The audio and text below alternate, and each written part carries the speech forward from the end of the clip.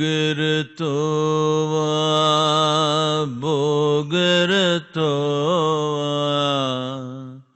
Sangaratova Sangavina. That there are millions of cannabis receptors in human brain. Cannabis means, generally in the local this thing they may be calling it marijuana, whatever. The cannabis receptors in the brain, millions of them in everybody's brain. Why is this so? The only logical explanation that you could give for this is maybe 10,000 years ago the whole world was smoking pot, which is not true. Otherwise, how did the human brain develop millions of cannabis receptors? And with much more research, he's gone into this, about 21 years of very focused research into this. And then he came out and said that it is only because human body is producing its own narcotic and there are cannabis receptors in your brain, feelings of peace, pleasure, joy can happen within you. It's the chemistry of your joy or your blissfulness.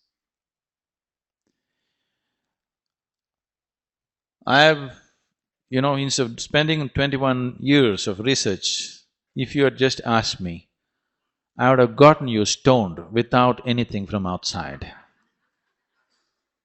Yes, I can have you completely drunk and drugged without any external input. It's simple yoga.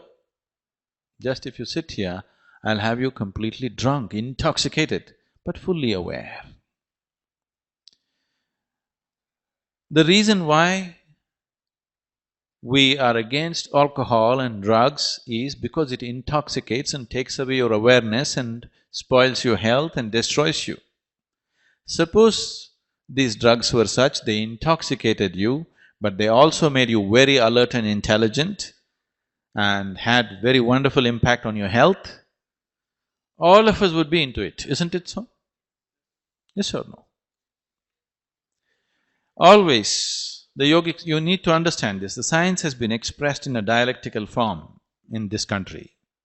We say, Shiva is the first yogi. In the yogic culture, we don't see Shiva as a god, we see him as the first yogi and the first teacher of yoga. He is the first yogi, Adi Guru and Adi Yogi for the yogic systems.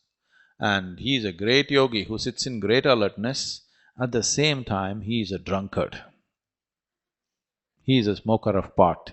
He is all the time intoxicated, at the same time fully aware and alert. Every yogi is working towards this, because if you do not know the intoxication of the divine within you, and if you do not know the alertness of the mind, you will completely miss your life. The only way to perceive life at its best is you are intense and absolutely relaxed at the same time.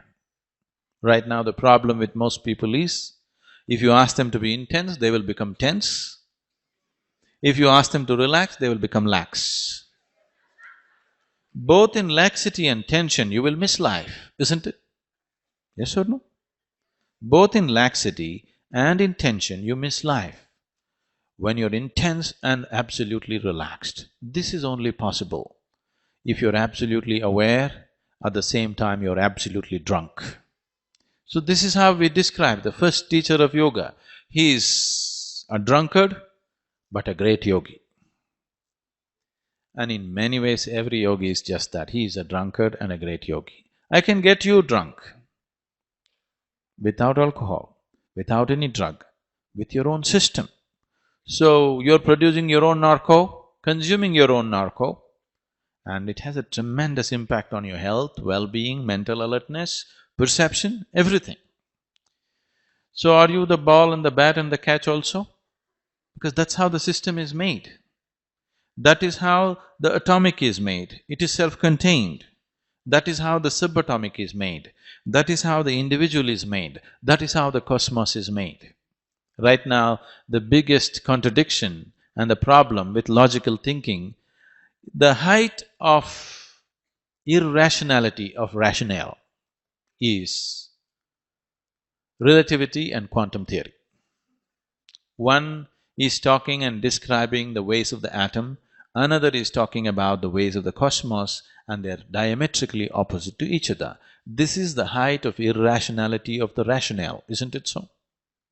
So your rationale is useful only for survival. If you're seeking anything beyond survival, you have to be the bat, the ball, the catch and the sixer too. My question